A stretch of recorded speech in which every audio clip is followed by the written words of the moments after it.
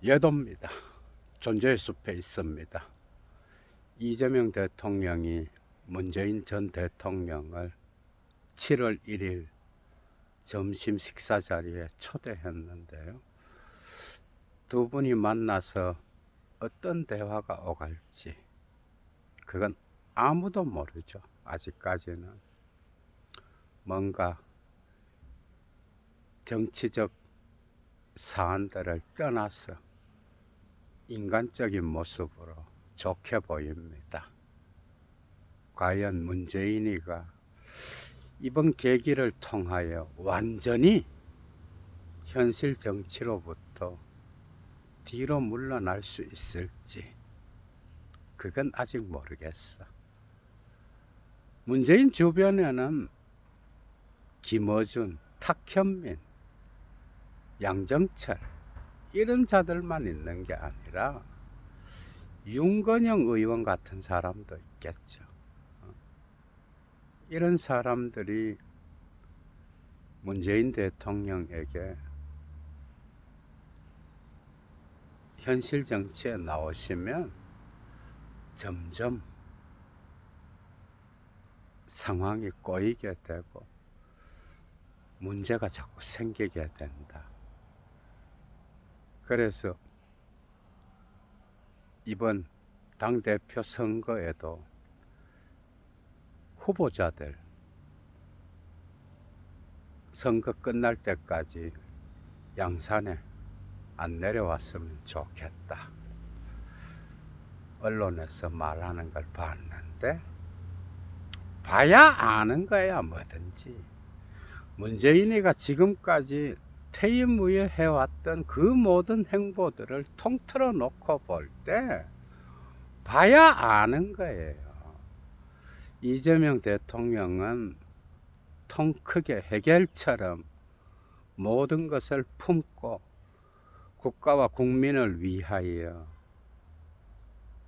이런 개싸움하는 당 분열을 어느 정도 해소하고자 어떤 수를 쓰신 것 같은데 모든 것은 봐야 아는 거야 여러분. 정청래 완전 똥 됐죠, 그죠? 이제 보안 수사권도 완전히 국회로 넘어간 상태로 마무리됐고 문재인 대통령도 이제 이재명 대통령을 만나게 되니 본인이 팔 게 없는 거야. 정청래는 AI 기술 자본주의 시대 대한민국의 미래를 걱정하는 이런 정치인이 안 되죠. 실력이 안 돼. 무엇이든 정적을 확정하여 공격하는 운동권적 피가 그의 몸속에 흐르잖아. 그래서 모든 전투력을 발휘할 수 있는 대상이 다 사라진 거야 지금. 정청래는 철학적으로 허무주의에 빠져 있지 않을까 생각합니다. 빈 공간에 냉기를 맛보며 나는 이제 어디로 가야 되는가. 니체가 신은 죽었다 라고 선포하는 그 시와 같은 산문에서 말하는 것처럼 문재인 대통령에게 두 가지 예도가 부탁드릴 게 있는데 이미 2년 전 벌써 6월 말이니까 그죠? 2년 2개월 됐어. 예도가 이미 문재인에게 후기 하이데거를 이란 강의를 했는데 그때라도 예도의 강의를 듣고 말을 들었으면 명예를 덜 잃게 되죠. 지금 민주 진보 진영에서도 문재인 하면은 다 혀를 내두릅니다, 여러분. 얘도 주변에도 얘도 문재인을 찍었고 얘도 주변에 지인들도 거의 100%가 문재인을 찍었어. 찍으면 어떤지 알아? 문재인 하면은 그냥 말도 꺼내지 마라. 지금 이런 상황이 된 거야. 응? 그래서 문재인 대통령께 여도가 두 가지 부탁을 드립니다. 이제 정계에서 현실 정치로부터 손을 떼시라. 그리고 민주당으로부터, 지금 당원이잖아, 민주당으로부터도 떠나시라. 왜 미련을 갖고 당에 머물러서 감나라 배나라 온갖 인간들과 사진 찍고 다큐 찍고 그리고 책방을 하면서 책을 읽어주는 멋진 노인이 아니라 온갖 정치인들 만나서 정치질하고 현실 정치에 개입하고 완전히 떠나시라. 완전히. 본인도 이미 이야기한 것처럼 그게 되겠어 쉽지 않을 거예요. 주변에는 문재인 대통령이 퇴임 후에 완전히 자연인으로 돌아가기를 바라는 그런 측근들도 꽤 있을 거야, 여러분. 여러분 생각해봐. 김대중 대통령이 퇴임 후에 현실 정치에 감나라 배나라 했으면은 노무현 대통령 정치 못합니다. 완전히 뒤로 물러났어요. 동교동계와 열린 우리당을 통한 노무현계가 완전히 갈라질 때도 김대중 대통령은 전혀 개입하지 않았죠. 완전 급이 다른 거지.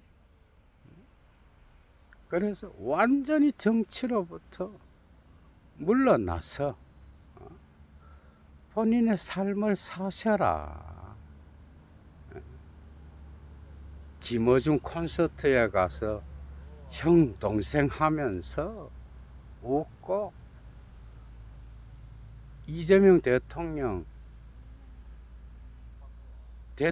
되자마자 나의 아픈 손가락 조국이 빨리 사면이 돼야 되는데 하면서 또 압박하고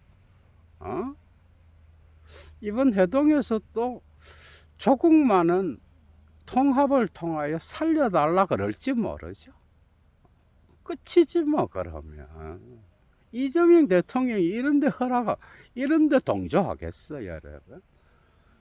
야합이 되는데 국민이 선택하는 거지. 차기 대권 후보는 국민의 선택권에 달려 있는 거야. 이런 짓 하지 말아라. 현실 정치에 개입하면 개입할수록 문재인은 점점 더 역사에 좋지 않은 애군의 상징으로 기록될 거다. 이미 그런 조짐이 보이잖아.